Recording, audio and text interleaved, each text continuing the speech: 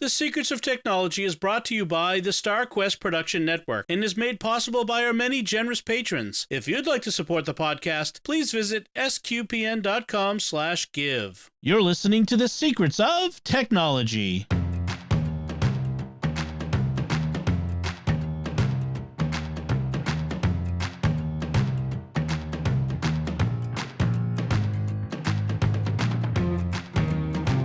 Hi, I'm Dom Bettinelli, and you're listening to The Secrets of Technology, where we discuss the technology news that's important to you from a uniquely Catholic point of view.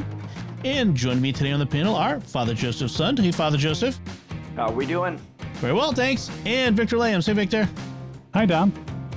Folks, before we get into it, I want to tell you about another show on the StarQuest Network you are sure to enjoy called The Secrets of Star Wars. And with the new Andor series starting soon and the new Bad Batch season coming up, you definitely want to check that out. So go to sqpn.com/Star Wars or find it in any of the podcast directories. May the Force be with you. And with your spirit. So, Catholic Star Wars geeks. So, we've got some listener feedback I'd like to start with from our last episode, number 176, where our main topic was Your Tech Has a Death Date. We got an email from Catherine who writes, the half-life of tech has been a topic of conversation for years in our house, but since a few members in the house have pack rat tendencies, she didn't say who, by the way, we have had fun and failed hopes of extending the lives of our tech. This summer's successful rescue was my husband's Generation 1 Apple Watch. Our youngest daughter, now a college grad, asked if she could have the watch since my husband bought a new one. The Gen 1 had literally blown its face off. Suicidal watches. It still functioned, but the face was now about a quarter inch above one corner of the housing. She took it to a phone repair shop, and they said this happens all the time because the battery expands as it dies. For less than $100, she now has a new, quote-unquote, watch, and my husband feels better about splurging on a new one. Yes, Dom, Apple Watches can be fixed. Well, thank you, Catherine. That's awesome news to hear because I didn't think it could be done, but evidently they can. These phone repair shop guys can do it. Obviously, it would be outside of warranty and that sort of thing. But yeah, my question about that is the first gen, I don't think it's a worry because there wasn't too much waterproofing in it to begin with. But with the newer ones, once they've broken that, once they've broken the seal with the waterproof on it, I would want to make sure I take off that watch while I'm washing my hands or anything. So maybe feedback to her to make sure her daughter doesn't get any major water in that. Yeah. You can't just soak it in some linseed oil or something to waterproof it. Just put it in a bag of rice around your wrist. That would probably work. There you go.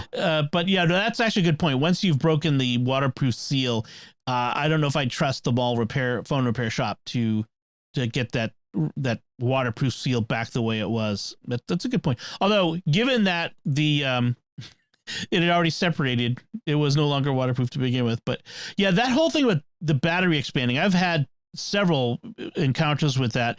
Most recently, I had this old Android phone that our friend Jack had given me. I like to have an Android phone just when listeners have problems and they're like, oh, I'm trying to download to my Android phone using this Android app. I can look at the app instead of saying stop using Android and use iPhone.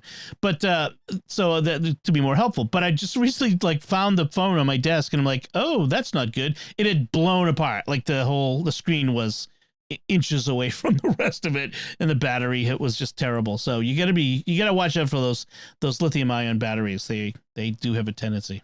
We had about 50 iPads in the high school about 4 years ago that expanded and took the screen off them. Luckily, Apple was very good about replacement of them. That sounds like a manufacturing defect if they all went. Yeah. And they were very good. They got them to us within a week of them. That's good. And so we were very pleased with their service after that. So awesome. That's good to hear. So, it's, a little ingenuity and a lot of these things can be fixed. I still hold that AirPods you cannot replace the battery. If someone can do it, I want to see it. I'd like to see it. I want video proof of that one. Yeah, that's right. And proof that it's working again. Oh, man. All right. So let's head into our first topic that we wanted to talk about, which is this New York Times article titled The Rise of the Worker Productivity Score. And the article itself talks about how this new trend within the working world of monitoring people for every moment, to monitor their productivity, especially, and this isn't necessarily new for people who were blue collar jobs, working on assembly lines, that sort of stuff. But the move into the white collar job space, the digital worker space, is relatively new. And so there's this whole thing about how companies using software to track all the things you do in your work on the screen, on your computer. They're using, they're logging your mouse movements and your keyboard use. Some of the software will snap a photo using the webcam every so often at random to make sure that you're there and engaged. And there's some complaints by some of the people about how it doesn't take into account all of the job that I'm doing, or I'm getting docked money because I'm getting up to refill my cup of coffee, or, and these sorts of things. So first impressions of this story, what did you think? We'll get into the details of some of the stuff, but what's your first impression, Victor, of this sort of story? Yeah, and I do work for a company in industry where this would be kind of like a prime candidate for this, where we all went to remote work in the white collar side of things, with COVID, and to a large extent, most people are still working from home most of the time. And so I can definitely see the allure for managers who, just to be candid, probably aren't very good managers. If this is, if this is what they feel they need to do to keep tabs on their people, as opposed to setting, clear objectives and have expectations around deliverables and stuff. That doesn't work in all, industries, but we can get into some of the specific examples in the article, and it's quite I want to say almost humorous, but it's not. Yeah. Some of the like hospital, like chaplains and stuff, but it is kind of, another one of these things where just because you can measure something doesn't mean it's necessarily the metrics you want to measure, or that it's going to be beneficial in any way to, what you think your goals are if you kind of manage to those specific metrics. Right. How about you, Father? I completely nerded out with this article. So my major in college before entering seminary was management of information systems, quantitative analysis. And my dad at Mutual of Omaha did, his major project was work management systems. So right up that alley there. But when he did that, that was more about, inventorying files, not digital files, right? Right. Files. Literal piece of paper.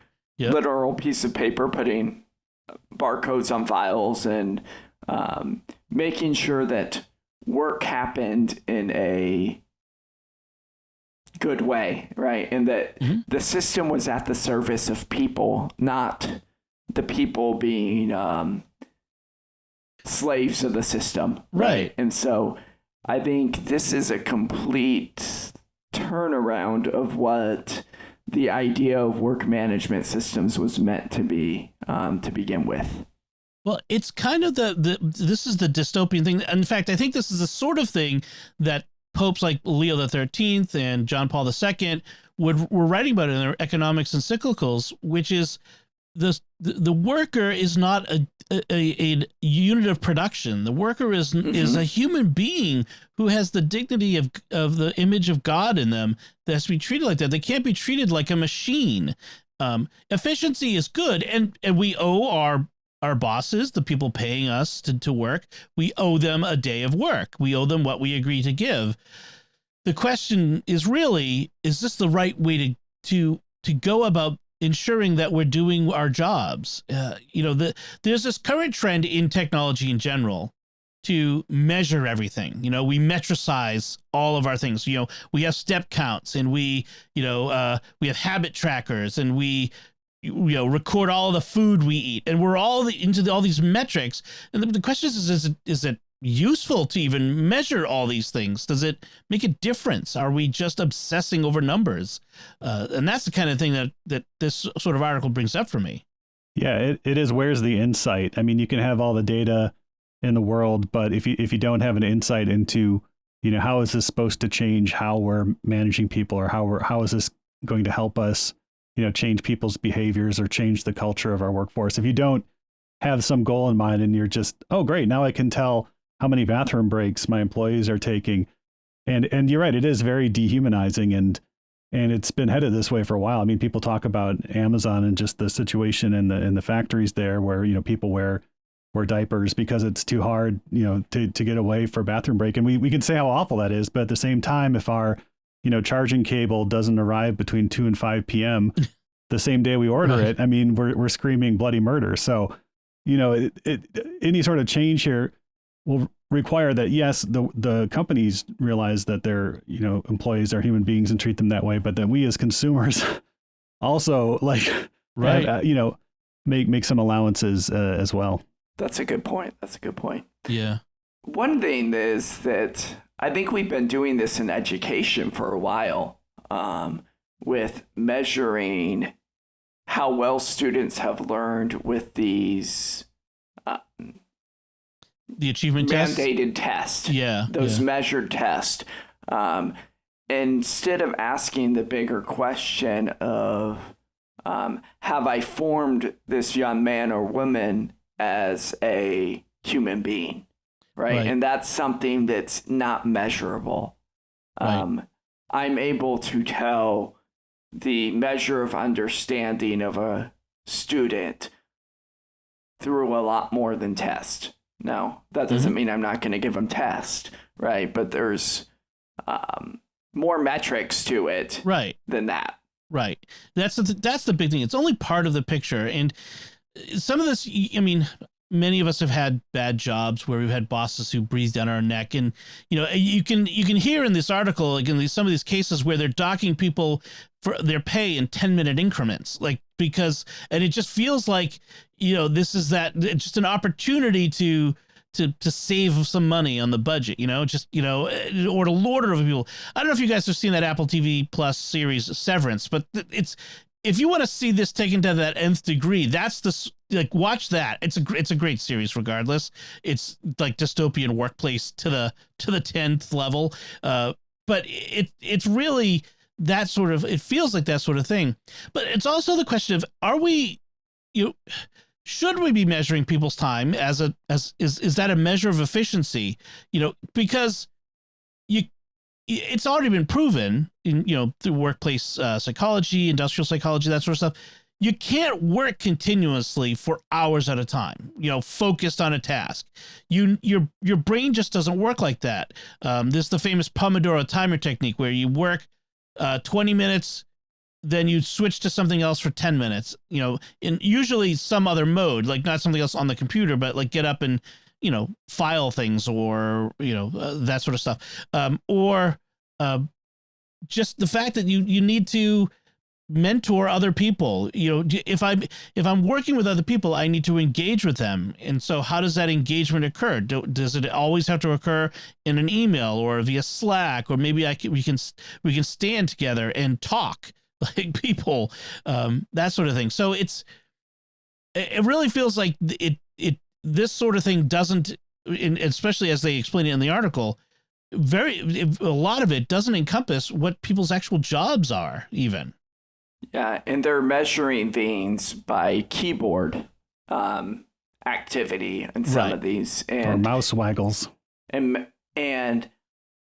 if I'm having to think or add things or use an actual calculator instead of the calculator on my computer, that's not going to log that. Right. And so before we even get to the human elements, there's some software elements here that are just grossly wrong to begin with. Right. Right. Yeah, I mean, one example where this can be done, in a good way, and it's for a different purpose, but we do use Microsoft Outlook at work and the Microsoft Office suite, and they have something that they added, called like Insights to that, where every day I'll get a note that says, hey, in your emails, we've read the contents of your email, which fine, it's work email, and this is automated too. Like these are commitments we think you may have made, via email, where I might have said like, I'll follow up on that, or I'll ping so-and-so, just checking that you are following up on that. And sometimes it's good. It's like, oh yeah, I'd completely forgotten that I'd emailed this person and said I would do that. And it might say, hey, you're spending, a certain percentage of your workday in meetings. Do you want us to block off some time where you can just, do focus work and heads down work and stuff? So there are, good practical applications where this can, help you be more effective. But if it's just to ride herd on people, I mean, yeah, I can't see how that's ever a good thing. The product you're referencing is called Viva Insights on Outlook. And I've been very impressed with it. It also reminds me that I need to take a lunch every day, which is... I have a reminder, but it's situated below my lungs. It's called my stomach. That's what reminds me I need to take my lunch.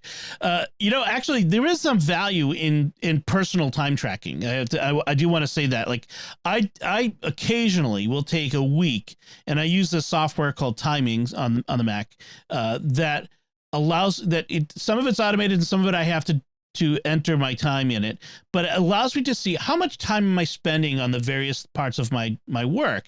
How much time do I spend editing podcasts or recording podcasts or working on, fundraising or social media or connecting with, organizing with people, that sort of stuff. And that's useful to me to see how, what am I doing? How am I doing? What areas am I spending more time on than I thought I was? That sort of thing, I think, is perfectly fine and helpful. And in fact, I would encourage people to do that, on a regular basis, or companies to help people to do that. But it's the way that this sort of thing engenders suspicion and a divide between employees and employer. This whole idea, it feels like this whole idea, the unspoken thing is employer saying to employee, you're trying to cheat me out of my money, and I'm trying to prevent that through these other means. And so, like I said before, it creates this adversarial position. There used to be this divide between salary and hourly worker, like this understanding. An hourly worker, the idea is, you come in and I pay you for each hour of work, and therefore I expect, a certain production in that work. But a salary worker is someone I'm not looking for a number of hours. I'm looking for a body of work. You have a type of job that requires you to accomplish a goal, however many hours that takes over time. And it feels like this sort of thing is kind of moving everybody back into the hourly worker. Like, I was surprised that this senior vice president was being docked in 10-minute increments. Yeah, that was particularly like surprising as well. Where if you go through the whole trouble of doing an executive talent search and hiring somebody, and then you're going to say, okay, I don't even know, like kids in school aren't even, monitored that much. Right. It is. And then the most striking example to me was the hospice chaplains who are awarded like points based on the duties they, it almost reminded me of like the Schrute Bucks episode of The Office, where Dwight Schrute is in charge and giving everybody a certain amount of Schrute Bucks for doing things. So it was like, if you counsel a dying person, that's 1 credit. If you do a funeral, that's 1.25 credits. If you counsel a family member over the phone, that's 1/4 of a credit. And it was just completely like baffling to me that if you're, why are these people here? And right. Yeah. The very line of work that should be most in line with like who the human person is and how we should be at service of them and not. Yeah. It's just weird that line of work that would find its way into. Yeah. Like, it was crazy because they were expecting so many productivity points out of the chaplains for whatever reason, it's not like a chaplain is making widgets, like why, I don't understand why you need more productivity from a chaplain. And so the chaplains end up, as one of them admits, like I realized going to a group home gave me more productivity points than going to a single, family residence. So I spend more time in group homes. And sometimes I would, farming for points or fishing for points, where she would just kind of wander around the hospital and check in on people, even if they were asleep or having procedures. Are they okay? Okay. That counts as a point. And that's part of the problem is people start to make work in order to get the points instead of do the work that they're being paid to do. They're not actually being better employees. You're encouraging them to be the type of employee who just needs to rack up points to obey the system, put it that way, than it is to do the job. I think that's what I'm saying. Now, I have seen that there's positive use of software like this for people who are freelancers, and you're kind of alluding to that. Yeah. And people who, let's say I'm a web designer, and I've been undercharging my clients because I really don't know how much time I'm spending. And so they use software such as this to track and to help them know how much time they're spending to be able to charge the right amount. Well, definitely. And that's the thing is if you're choosing to do it for your own use, that's one thing. But it's when it's imposed on you from outside and it's not really measuring how you do. And that's always been my philosophy. Like when I've ever hired somebody, I've always kind of tried to say, look, you're an adult and I'm hiring you to do a job. I am not going to be concerned with what you do every minute of the day. I'm going to be concerned with whether you get the things done that I'm paying you to do. And if you don't get them done, and I've asked bosses to be the same way with me. If I don't get my stuff done, then come to me. If I'm not getting it done in the time, the goals that you set for me, then we need to talk. But if I'm getting my stuff done, I don't want to have someone standing over my shoulder making sure that I'm not goofing off or whatever. I'm getting the job done. So, I mean, they bring up some valid counter arguments in here. There was the guy. There's a couple famous stories about programmers working for a company who outsourced their programming work to guys who would do it for 10% of what they're being paid in a third world country and that sort of stuff. And yeah, I mean that happens, but that's kind of rare. Let's be honest. You know? So, anyway, I think it's an interesting thing to keep an eye on. I think it's something that is kind of dehumanizing, but hopefully will it's not gonna last, or it won't come to your job. That's for sure. I have parishioners tracking the time of my homilies already. And I think that they may deduct money in the collection basket as the time of the homily increases. So yes. Just want to discourage the use of that software as well. For every minute over 5 minutes on the homily, I take $1 off of my offering. That's good. And if you get a chance, folks, to go to the link in the website that we'll put in the show notes to the New York Times article, because they've programmed, it's kind of cleverly programmed, and will actually do some tracking of you as you read the article to show how some of this stuff could kind of work. So it's kind of fun, cleverly done. So before we move on to our next topic, I'd like to take a moment to thank our patrons who make it possible for us to create the secrets of technology, including David C. I think I wrote this right. Nike and Lisa S. It might be Mike and Lisa S. Sorry, Mike. It's me. It's my typo. Kimberly Ann S., Mark Y., and David H. Their generous donations at sqpn.com/give make it possible for us to continue the secrets of technology in all the shows at StarQuest. And you can join them by visiting sqpn.com/give. So we did not acquire Nike as a sponsor. Right. No, we did not. Okay. I'm not. I mean, if Nike wanted to give us a whole bunch of money to do our work here in this apostolate, I don't know if I'd say no, but I could use a new pair of Air Aikens. Oh man, Nike, you're leaving money on the table if you don't do that. Anyway, moving on. Speaking of logging what people do on their computers, there's this article that says in-app browsers that act as key loggers. Now, what you need to yeah, dun, dun, dun. So what you need to know is that a key logger is an app, usually a nefarious one, that looks at what you're typing on your whatever computer device you have and records every key press. Okay. And what this particular guy is saying, this security researcher is saying, is that there are a lot of apps, phone apps. This is not going to be true necessarily on a desktop or laptop computer, but mostly phone and tablet apps, that when you go to a website in the app, it's everything you do on that website, including typing in your username and password, can be logged by these apps. Not every app, but particular ones that he points out. So I should probably start by saying, when you use an Instagram, Facebook, TikTok, whatever you do in that app, whatever you type, whatever you look at, whatever you tap on, it's a given that they know you're doing that because you're using their app. Okay, so we're not really talking about that. But if you click on a link to a website, say in TikTok, and it opens up a little web browser, it doesn't go to the Safari app, if you're on an iPhone, or the Chrome app if you're on Android.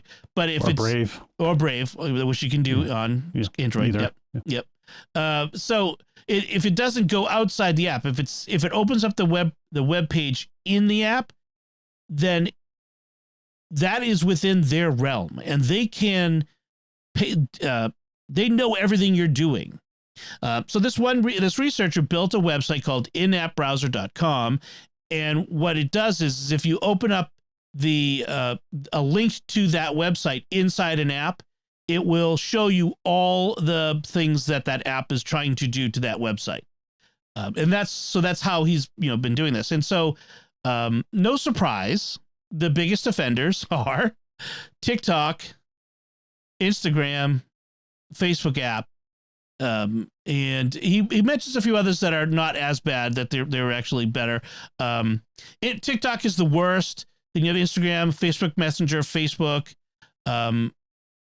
He mentions Amazon fetches metadata, and it does put some JavaScript code in for some reason. So if you open up a web page in the Amazon app, but it doesn't do some of the worst things that the others do. Now, many of these apps, except TikTok, you can go into the setting of the app and particularly tell it to open the links in Safari or in Chrome or whatever the browser of your telephone is. Right. You can do that. And you should. It's like right now, yes. If you use any of these apps and it gives you the option, you should always default to opening in the default web browser in your on your device. And it's important to note on these that, if you're doing something like a VPN and you're still using these in-app browsers, you've completely voided everything you're doing for privacy.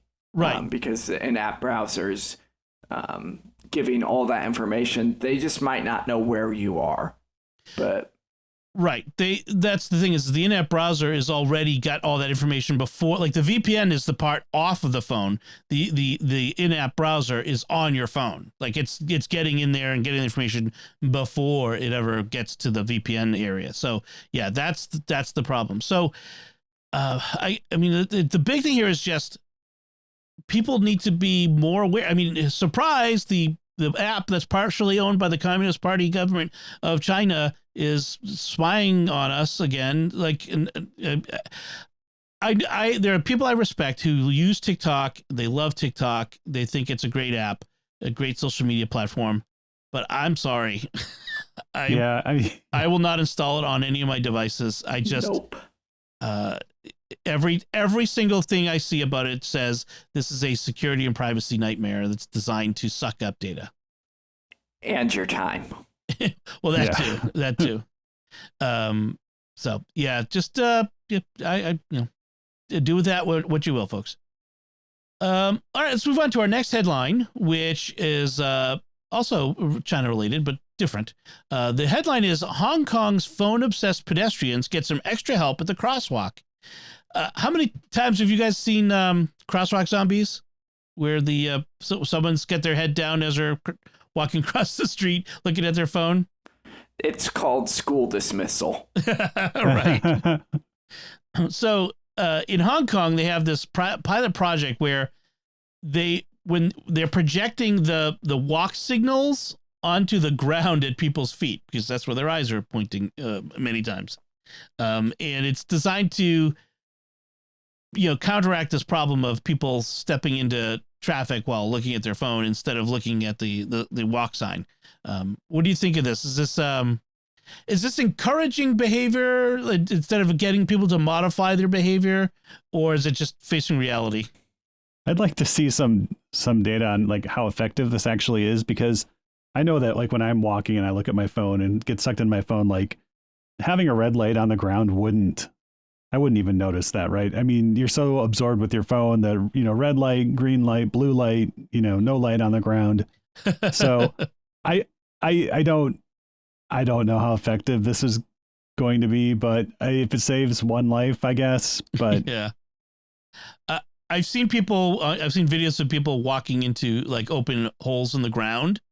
So if you're not seeing that open hole in the ground in front of you, I'm not sure a red light shining on the ground in front of you is going to make a big difference either. They're trying to do something to alleviate a problem. And again, I think this brings us back to our first topic. We're using software to alleviate a problem that should be being using humanity and virtue to alleviate. Right. So I'm not going to alleviate my problem of slacker workers with software. And I'm not going to alleviate my problem with people obsessed with their cell phones by a light shining at their feet. Let me ask you this. Do you guys walk around looking down at your phone, like outside, like not in the house, but I mean, presumably you know your house well enough, but do you like walk down a sidewalk looking at your phone, reading your phone?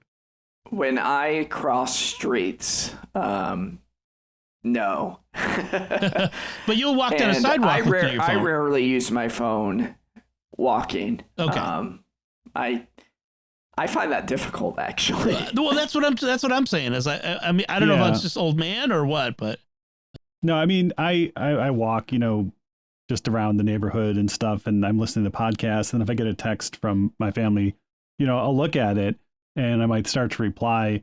And I, don't live in a crowded, but it's usually then that somebody else is walking the opposite way on the sidewalk, and I almost run into them, or in the store or something, and say, "Whoops, I shouldn't be, texting while I'm walking." So yeah. I mean, like I don't do it as a habit because it's very easy to run into other people. Oh, I'm just actually impressed that you can do that, because I apparently can't walk and chew gum at the same time, because I can't text and walk. I stop short. I have to stop and open the phone and type with it, because I'm not able to do it.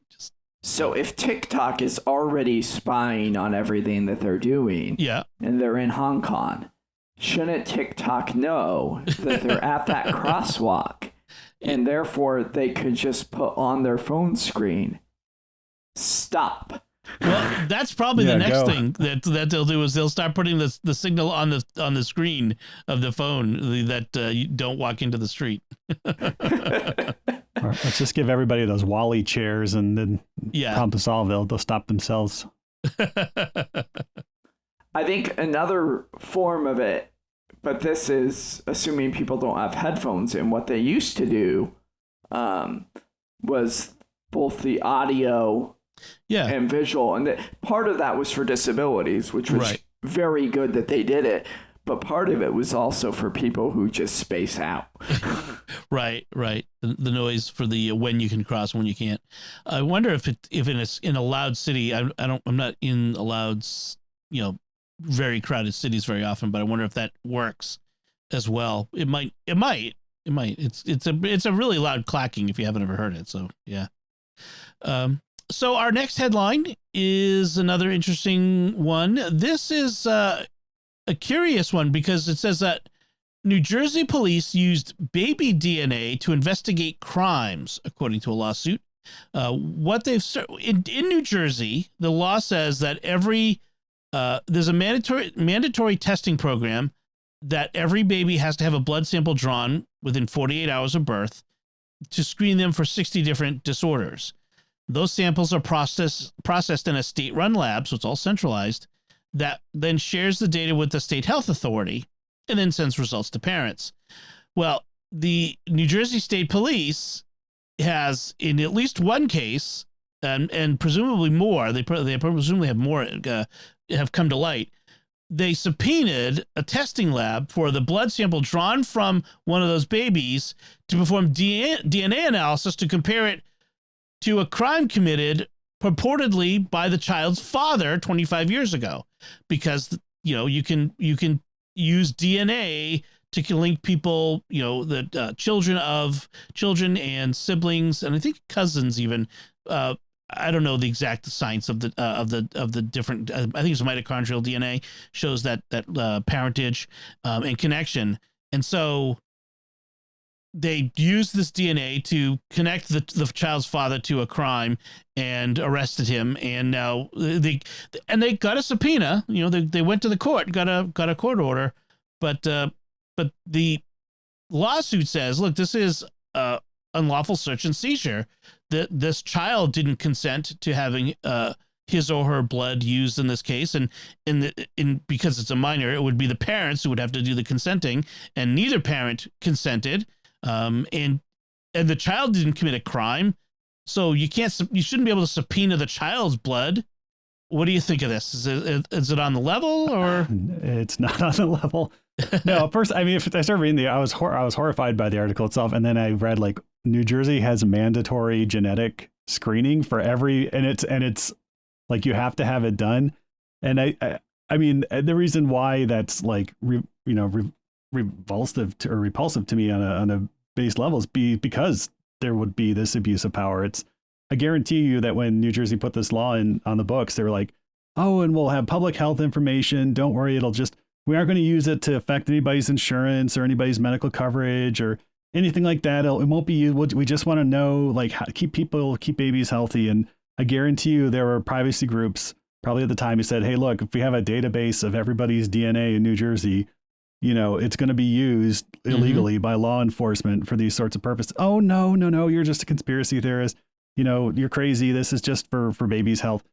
And yeah, I mean, it's obvious. Whenever you have a data national registry or a state registry of anything, it's going to be used by law enforcement who just, that's just their job is to right. Suck up data and if the data's there, I'm gonna use it to solve a crime. Whenever there's data, right? It's not just a question of the people who use the data for what it's supposed to be used for, and they use it ethically. It's also a question of, does someone else have access to that data? How secure is that data? What else can it be used for? And how long am I keeping that data? And this was one of the things that came up in this was, is there an end date to this data? So if I'm collecting it and then I'm just putting it in as a unidentifiable data, right? So if I'm trying to gather statistics as a whole of a population, that's one thing. Yeah, if you anonymize it and hash out the personal details, and you just know that, like, in this county, we had 300 babies born, and 20 with this specific genetic marker, but it's not tieable back to any individual person. Yeah. And that could be good for education, for planning ahead, for resources needed for education and that. But I don't see it being used that way. To your point, Victor, like apparently the blood screening in New Jersey started in 1964 when they mandated screening for phenylketonuria, PKU, that one thing. But as it always happens, Like people mock the whole slippery slope thing, but that's what it is. It started with, we need to screen for this one thing, just this one thing. That's all. And it grew and grew and grew and grew. And now it's 60 things and it's DNA and they're doing all, and they're holding on to it and they're using it for this sort of thing. I'm okay with using the 23andMe, those genealogy DNA things. Like if they use those, that's how they caught the Golden State Killer. But because you have to, like, you're an adult, you've taken the swab and you've signed it. If you read the document, you're signing an agreement that your DNA could be used for this. So you're an adult. You've made it. Yeah, decision. But I don't think people realize, and I've gotten in arguments with elderly family members who, for some reason, as people get older, they're like, oh, I want to know everything about my genetic history when it has no relevance on your life at all. Right. And I had to tell them, it's like, okay, so now this information exists. It's not just your DNA. It's, your grandkids' DNA too, right? Well, as long as they don't commit a crime, right? And the police need to find them. It's like, well, what do you know is like, how do you know what's going to be a crime in 50 years? Right. Like maybe having the wrong opinions or going to the wrong church will be a crime, and they'll have DNA everybody who drinks from a chalice in a Catholic church or something. And what you're doing when you sign on to these 23, it's not just your DNA. It's not just your parents' DNA. It's your kids' DNA, your grandkids' DNA, and your great grandkids' DNA, and your siblings and cousins, and and you basically have signed away a lot more than you think, just to satisfy your curiosity. If you're 1024th Native American, your grandchildren might end up being killed by the DNA seeking killer robots that we talked about last week. Yeah, right. Well, that's a good point, actually, because when you do this, it's not just your DNA that you're putting in there. You're putting in your entire family's DNA, and that may, I can see that. That's a good argument.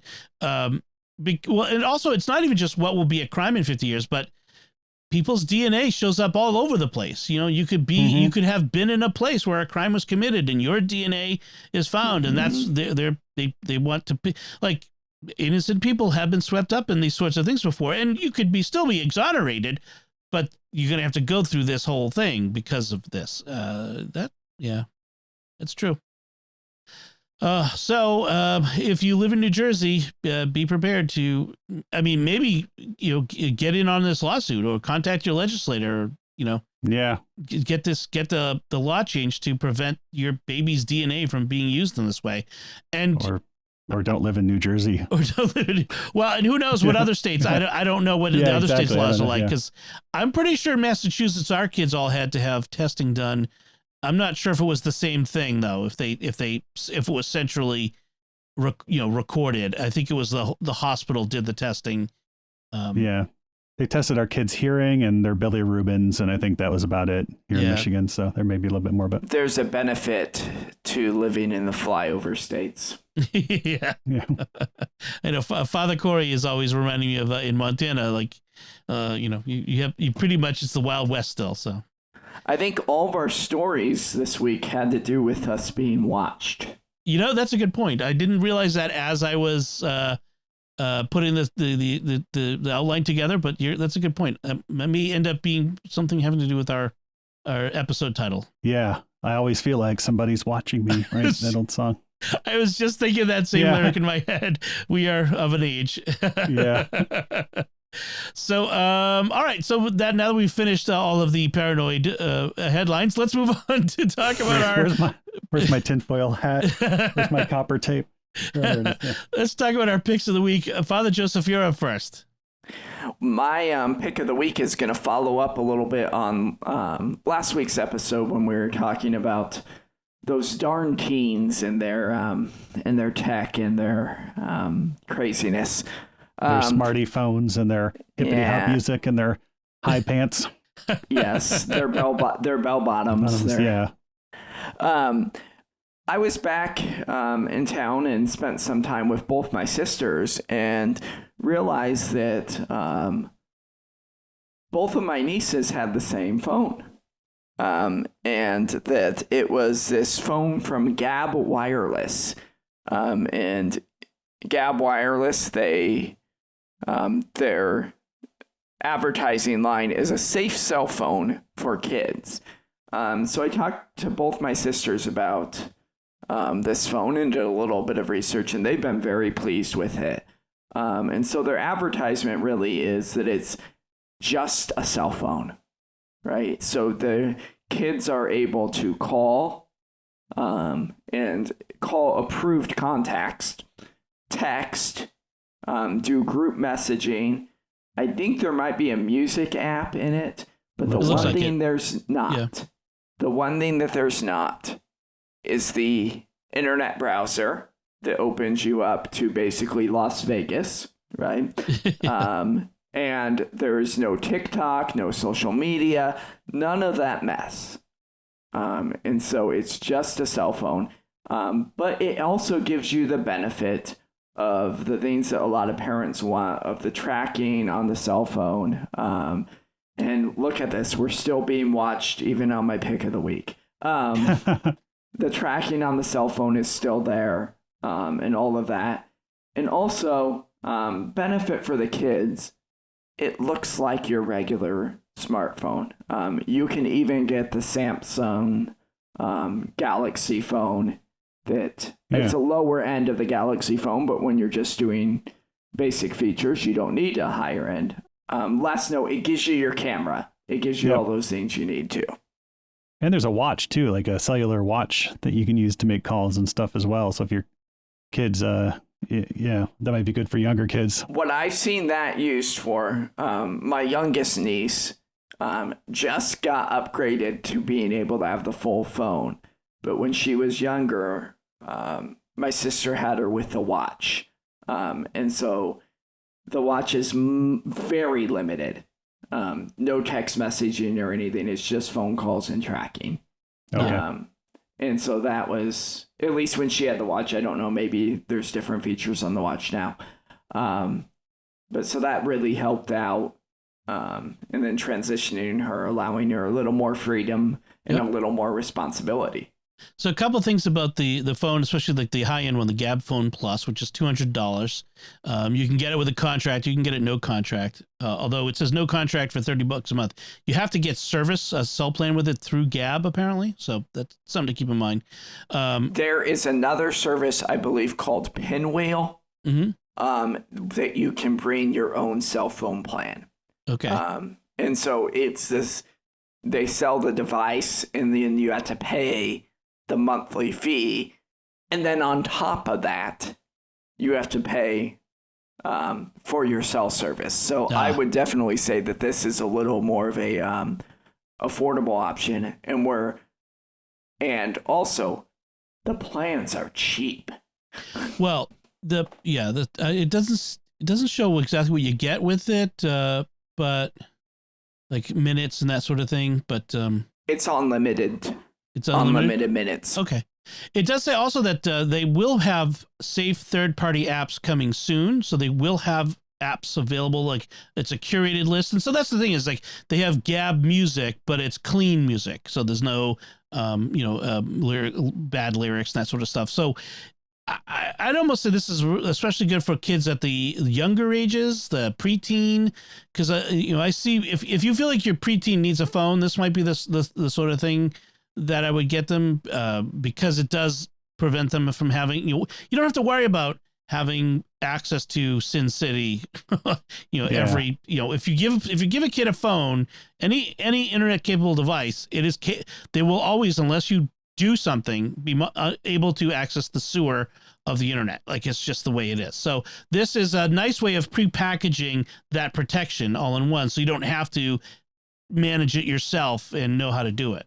My very opinionated thing on the fact of cell phones and being under 18 is that in most areas of life, we restrict complete freedom until you're 18. Or right? 21, yep. Or 21. And with the amount of availability of stuff on cell phones, I honestly don't think till 18 a full throttle cell phone should be given.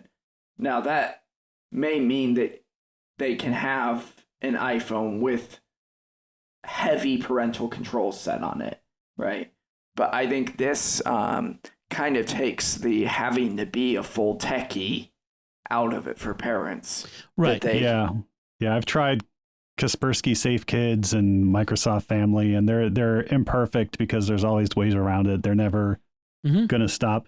And the best advice is, just stay close to your kids, watch what they're watching, even if it's cringe, and you would rather be watching something else, watch the YouTube videos they're watching, know who they're talking to. Yeah. Again, we can't fix human problems with technology. Right. Yep. That's what it comes down to is you're never going to find the phone that completely protects your kids, or a software, whatever. It's really about raising your kids, forming them into be good persons, and, helping them to know virtue and that sort of thing. But having tools that help is great too. So I'm not opposed to that either. So we're in the business of making saints, right? That's right.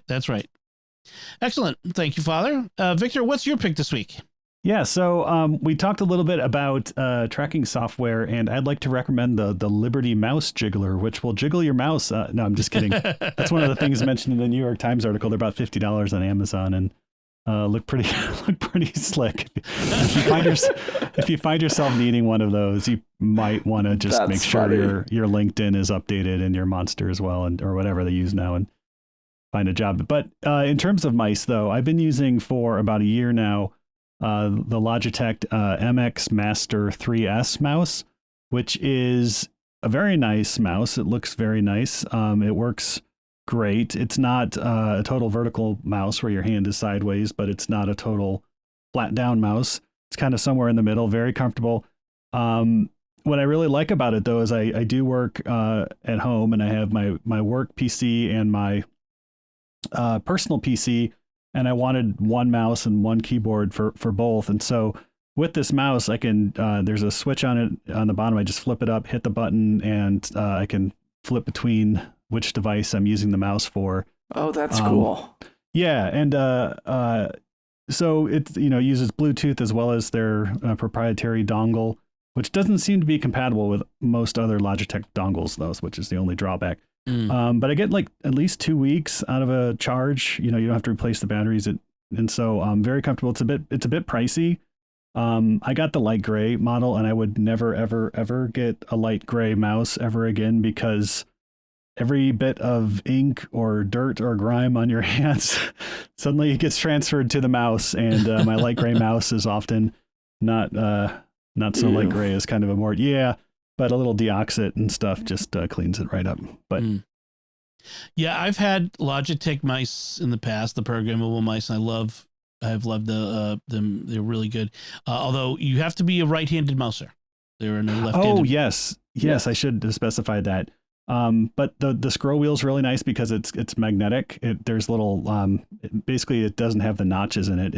It flips and it clicks because there's a magnet that makes it stop. But if you like do a really hard like scroll on it, it'll just like roll. Like, so nice. If you have like a really long, like 11-page document, you just go and like the magnet doesn't engage. And yeah. So it's, I figured if it was something I was going to be using for 10 or 11 hours every day, get something that's comfortable. And I can, after a year and a half of using it, I can recommend it.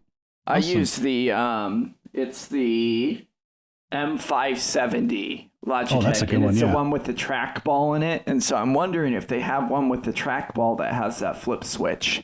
Yeah, this is just a trackball. This I got from work, but haven't really used it. It's kind of I don't know what this would be, but it's just a trackball.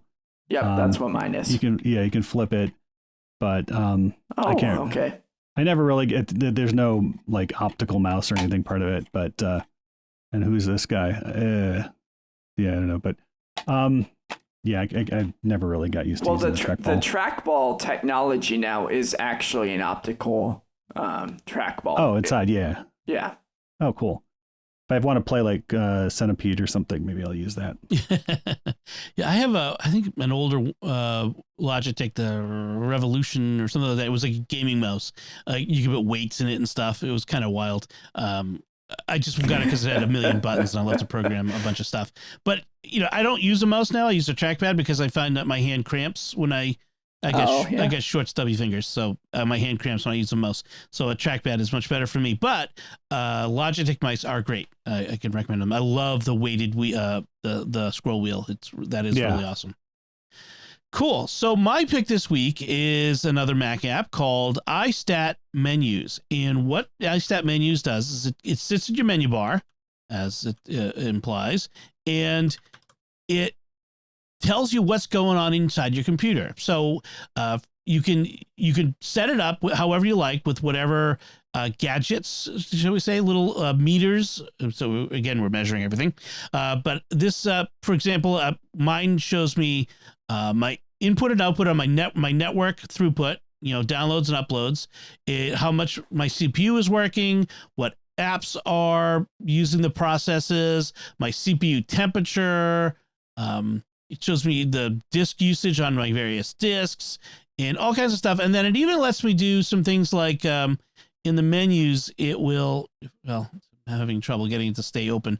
I can launch terminal from here, or the utility, or various other apps that go along with making the Mac run smoothly. So it even gives me like a load average over time, like the CPU load frames per second. So it really gets into the nitty gritty. It shows me every one of like the temperature sensors. There's like 25 different temperature sensors inside my Mac. I don't like, what were they all measuring? Performance Core 1. It's like, it's 120 degrees. What's going on? Every CPU core has, I think, 1 or 2 thermometers in it just to keep them from burning it. Yeah. So and then it also gives me fan RPMs, which is very important for me because I got to make sure my Mac stays quiet while I'm recording and that sort of thing. So it's a really excellent little app. It's I forget how much it is. It's well, you can buy it for $10 or for $12. You can get a family pack for $15, or if you use SetApp, this should be like a ring the bell when I say SetApp. If you use SetApp, it's in there, and so it's all part of that $10 a month at SetApp, where you get all 200 more plus apps as well. So you might just need to get a sponsorship for them now. I know they're getting all the free advertising now, but it's just one of those things. I owned iStat Menus long before I had SetApp, and that was one of the reasons why I got SetApp, was because now I never have to buy an upgrade to iStat Menus as long as I have SetApp. I'll have to try this. My school issued MacBook Air just came in. Nice. So I'm a proud M1. I'm one of you now. One of us. Awesome. All right. I think that should do it for now. We want to encourage you to let us know what you think of anything we've discussed today. If you send us your feedback, I'm sure we'll read it in a future episode. And you can do that by going to sqpn.com/technology, or our Facebook page, facebook.com/StarQuestMedia, or send an email. Do that outside of the in-app browser. Yes, do this outside of an in-app browser. You can send an email to technology@sqpn.com. You can visit our StarQuest Discord community at sqpn.com/Discord. And you'll find links from our discussion and our picks of the week in our show notes at sqpn.com. Make sure that you're following us wherever you find podcasts, like at Apple Podcasts, Google Podcasts, Spotify, Stitcher, in your favorite podcast app, or at the StarQuest YouTube channel. You should also make sure to hit the bell to get notifications. We'd like to thank James for his research assistance in this episode. And until next time, Victor Lambs, thank you for joining me and sharing the secrets of technology. Thanks, Tom. And Father Joseph Sun, thank you as well. You're welcome. And once again, I'm Dom Bettinelli. Thank you for listening to the Secrets of Technology on StarQuest.